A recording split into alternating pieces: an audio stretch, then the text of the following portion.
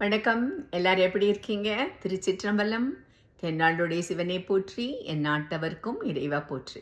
இன்றைக்கு நம்ம நாயன்மார்களுடைய 15வது பாகமும் அப்பர் சுவாமிகளுடைய 12வது பாகமும் பார்க்க போகிறோம். எங்கே விட்டோம் நம்ம திருப்புகலூர் அப்படிங்கிற ஊருக்கு அப்பர் சுவாமிகள் வருகிறார். அங்கே ஏற்கனவே திருஞான சம்பந்தர் இருக்கிறார் முருகன் நாயனாருடைய மடத்தில். பிறகு என்னாச்சு, திருவாரூரினுடைய ஊரை பற்றி, அந்த திருவாதிரை திருவிழாவை பற்றி எல்லாம் இவர் சொல்ல சொல்ல சொல்ல திருஞான சம்பந்தருக்கு தான் உடனே திருவாரூர் தியாகேசனை போய் வணங்க வேண்டும் அப்படிங்கிற எண்ணம் வந்துடுத்து. அவர் அப்பர் பெருமாள் இடத்துல கேட்டுக்கொண்டு அவர் சென்று விடுகிறார். அப்போ அப்பர் பெருமான் என்ன பண்ணுறாரு, அங்கே அக்கம் பக்கம் இருக்கிற ஒரு சிவஸ்தலங்களுக்கெல்லாம் சென்று வருகிறார் என்று படித்தோம். அதில் திருமருகல் அப்படிங்கிற ஊரை பற்றி மட்டும்தான் நான் போன வாரம் சொல்லியிருந்தேன். இன்னும் ஒரு 3 கோயில்கள் உள்ளது, அது விடுபட்டு விட்டது. இப்போ அதை பற்றி பார்ப்போம். திருச்செங்காட்டங்குடி அப்படிங்கிற ஒரு ஊர், அடுத்தது திருசாத்தமங்கை அப்படிங்கிற ஒரு ஊர், அடுத்தது திருநள்ளாறு அப்படிங்கிற ஊர். இந்த திருச்செங்காட்டங்குடி அப்படிங்கிறது என்னன்னு சொல்லி கேட்டால், சுயம்புமூர்த்தி உத்திராபதீஸ்வரர் அப்படிங்கிறது பெருமாளினுடைய பெயர். அங்குள்ள அம்மனுடைய பெயர் திருக்குழல் உமைநாயகி சூலிகாம்பாள் அப்படிங்கிற பெயர். இந்த தலமானது சிறுதொண்ட நாயனாருடைய தொடர்புடைய தலம். அந்த நாயனாரை பற்றி படிக்கும்போது நாம் விவரமாக தெரிந்து கொள்வோம். அதை தவிர இந்த கோவில் வாதாபி கணபதிக்கு ரொம்பவும் புகழ் பெற்றது. எது இந்த வாதாபி கணபதினா, இதே சிறுதொண்டர் தான் பரஞ்சோதி அப்படிங்கிற பெயரோடு பல்லவ மன்னனுடைய சேனாதிபதியாக இருந்தபோது வாதாபியிலிருந்து எடுத்துக்கொண்டு வந்த கணபதி. இந்த கதையெல்லாம் நான் ஏற்கனவே சொன்ன மாதிரி நம்ம சிவகாமியின் சபதத்தை படித்தால் விவரமாக தெரியும். இருந்தாலும் நாம் இந்த நாயனாரை பற்றி படிக்கும் பொழுது அதையும் சேர்த்து பார்ப்போம். சரி, எத்தனை பதிகங்கள் பாடியிருக்கார்? ஒரு பதிகம், அதாவது 10 பாடல்கள் பாடியிருக்கிறார். அது என்னென்று ஒன்றை நாம் எப்பவும் போல் கேட்போம். பெருந்தகையை பெறற்கனிய மாணிக்கத்தை பேணி நினைந்து எழுவார்த்தம் மனத்தே மன்னியிருந்த மணிவிளக்கு அதனை நின்ற பூமேல் எழுந்தருளி இருந்தானை என் தோல் வீசி அருந்திரல் மா நடமாடும் அம்மான் தன்னை அங்ககன சுடற்கொன்றை அன்று ஆலின் கீழ்திருந்து மறைபொருள் நால்வருக்கு அருள் செய்தானை செங்காட்டங்குடி அதனில் கண்டேன் நானே என்று பாடியுள்ளார். அடுத்ததாக அப்படியே திருச்சாத்தமங்கை. இந்த திருச்சாத்தமங்கைக்கு சீயாத்தமங்கைன்னு ஒரு பேர் இருக்கு. இது வைப்புத்தலம். வைப்புத்தலம்னா என்ன? இறைவனை நேரடியாக பாடாமல் வேறேதோ கோவிலில் பாடும் பொழுது இந்த இறைவன் பெயரையும் அதில் குறிப்பிட்டிருந்தால் அதை நாம் வைப்புத்தலம் என்று சொல்கிறோம். இதை ஏற்கனவே விவரமாக படுத்தியிருக்கிறோம். இதில் அயவந்தீஸ்வரர் பிரம்மபுரீஸ்வரருங்கிறது அந்த இறைவனுடைய பெயர். இறைவனுடைய பெயர் உபய புஷ்ப விலோச்சனி இரு மலர் கண்ணம்பை மங்கேற்கரசி என்ற பெயர்கள் அவருக்கு உள்ளது என்று நாம் பார்க்கிறோம். அடுத்ததாக அவர்கள் போனது சனி பகவானுடைய கோவில் என்று நாம் சொல்லும் திருநள்ளாறு. பொதுவாக இந்த சந்திரன் கோயிலை பற்றி சொல்லும்போது கூட அங்கே இருக்கிற சிவனை விட சந்திரனுடைய பெயர் தான் ரொம்பவும் பிரசித்தி பெற்றதுன்னு சொல்கிறோம் இல்லையா? அதே மாதிரி தான் இதுவும். யாரும் இதை திருநள்ளாறு தர்பாரண்யேஸ்வரர் கோவில்னு சொல்கிறதே கிடையாது. யார் சொன்னாலுமே திருநள்ளாறு சனி பகவான் கோவில் அப்படின்னு தான் சொல்கிறோம் நம்ம. ஆனால் அதுக்கேற்ற மாதிரி இந்த இடத்துல ஒரு விசேஷம் இருக்குது. சனி பகவானை தரிசனம் செய்துவிட்டு தான் இறைவனை தரிசனம் செய்ய வேண்டும் அப்படிங்கிற ஒரு இது இங்கே இருக்குது, ஒரு வழக்கம் இங்கே உள்ளது. மூலவர் பெயர் தர்பாரண்யேஸ்வரர் திருநள்ளாற்றீஸ்வரர் என்று பெயர். தாயாரினுடைய பெயர் பிராணேஸ்வரி பிராணாம்பிகை போக மார்த்த பூன்முளையாள் என்று பெயர். சப்தவிடங்க தலத்தில் இதுவும் ஒன்று. 2 10 பாடல்கள், 2 பதிகங்கள் பாடியிருக்கிறார். ஒன்றை நாம் பார்ப்போம். உள்ளாராதது ஓர் புண்டரிகத் திரள் தெள்ளாரா சிவ சோதி திரளினை கள்ளாராத பொன்கொன்றை கமிழ்சடை நல்லாரா என நம் வினை நாசமே என்று இவ்வாறாக அவர் பாடியிருக்கிறார். அதற்கு பிறகு அவர்கள் எங்கே சென்றார்கள் அப்படின்னு சொல்லி கேட்டாக்கா, நேர திருக்கடையூருக்கு சென்றார்கள். இந்த திருக்கடையூரை பற்றி சொல்ல வேண்டும் என்றால், நம்ம பொதுவாக சில கோவில்கள்லாம் தாயாரனுடைய பெயரோடு தான் கூட வரும். எது முக்கியமாக? மதுரை மீனாட்சி, காஞ்சி காமாட்சி, காசி விசாலாட்சி, அந்த மாதிரியாக திருக்கடையூர் அபிராமியம்மன் கோவில்னு தான் இங்கே பேர் உள்ளது. இது என்ன, ஒரு சக்தி தலத்தில் இதுவும் ஒன்று. இதுக்கு நிறைய பெயர்கள் உள்ளது இந்த கோவிலுக்கு. திருக்கடையூர், திருக்கடவூர், திருக்கடவூர் வீரட்டம், கடபுரி, வில்வாரண்யம், பிரம்மாந்திர தலம், யமபயம் நீக்கும் தலம், இப்படி பல பெயர்கள் உள்ளது. இறைவனுடைய பெயர் என்னமோ அமிர்தகடேஸ்வரர், அமிர்தலிங்கேஸ்வரர். இறைவனுடைய பெயர் அபிராமி அம்மன். நம்ம இங்கே அபிராமி அம்மன் அப்படின்னு தான் அம்மனை சொல்கிறோம். இங்கேருந்து ஒரு கிலோமீட்டர் தூரத்தில் திருக்கடவூர் மயானம் அப்படிங்கிறது ஒன்று உண்டு. திருமெய்ஞானம் என்று இன்னொரு பெயரும் அந்த கோயிலுக்கு உண்டு. பஞ்ச மயானங்கள் உள்ளது, அதை நாம் ஒரு நாள் சொல்வோம். அந்த இறைவனுடைய பெயர் பிரம்மபுரீஸ்வரர், மலர்குழல் மின்னம்மை. இது இந்த திருக்கடவூர் 8 வீராட்டன கோவில்களில் அதுவும் ஒன்று.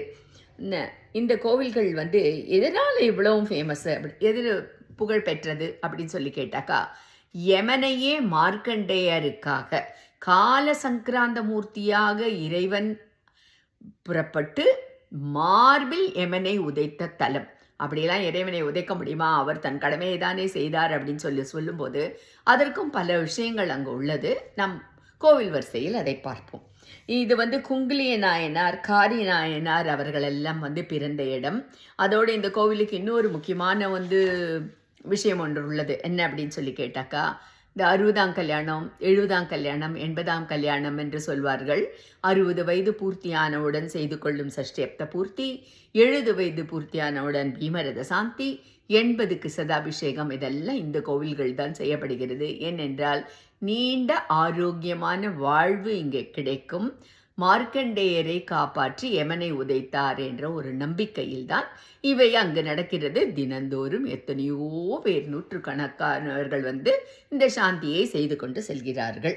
அடுத்ததாக இவர் என்னெல்லாம் பாடியிருக்கார் அப்படின்னு சொன்னால், ஒரு பொதிகம் திருக்கடவூர் மயானத்தை பற்றி பாடியிருக்கிறார். ஒரு பதிகம் திருக்கடவூர் வீரட்டானத்தை பற்றி பாடியிருக்கிறார். அப்புறம் 2 பதிகங்கள் திருக்கடவூரை பற்றி பாடியிருக்கிறார். நம்ம ஒரு பாடல் மட்டும் இன்று கேட்போம். திருக்கடவூர் மயானத்தை பற்றி. குழைகொள் காதினர் கோவணாடையர் உடையர்தாம் கடவுரின் மயானத்தார் பழையதம் அடியார் செய்யும் பாவமும் பிழையும் தீர்ப்பர் பெருமான் அடிகளே. அடுத்தது திருக்கடவூர் வீரட்டத்தை பற்றி. மலைகொள் ஆனை மயக்கிய வல்வினை நிலைகொள் ஆனை நினைப்புறு நெஞ்சமே கொலைக்கையானையும் கொன்றிடுமாதலால் கலைக்கையானையை கண்டீர் கடவுரரே. இப்படியாக அவர் பாடியிருக்கிறார். அடுத்ததாக வேறென்று சென்றார்கள் அவர்கள். இப்பொழுது இவங்க 2 பேராக சேர்ந்து தான் இந்த திருக்கடவூருக்கு வந்தார்கள். முதலில் பார்த்த திருச்செங்காட்டங்குடி கோவில்கள் எல்லாம் அவர் தனிமையில் இருக்கும்பொழுது போயிட்டு வந்தது. விடுபட்டதால் இந்த வாரத்தில் சொன்னேன் அதை.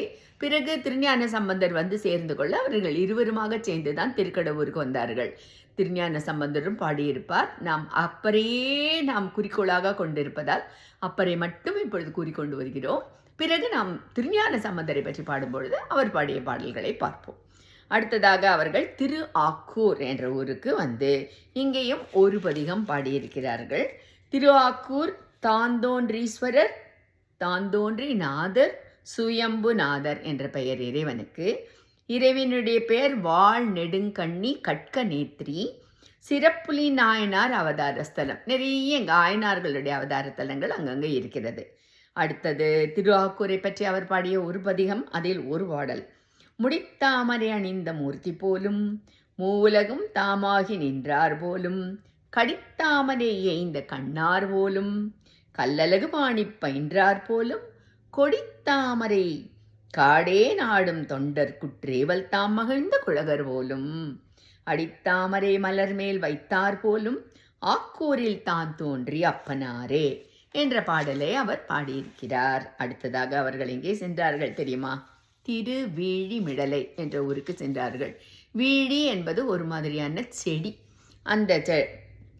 அந்த ஹெர்பல் அப்படின்னு சொல்கிறோம் இல்லையா, மூலிகை.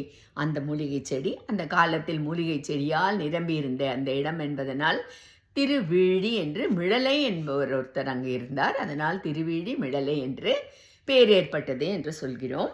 இங்கே மக்கள் ரொம்ப அன்பாக அவர்கள் இருவரையும் வரவேற்றார்கள்.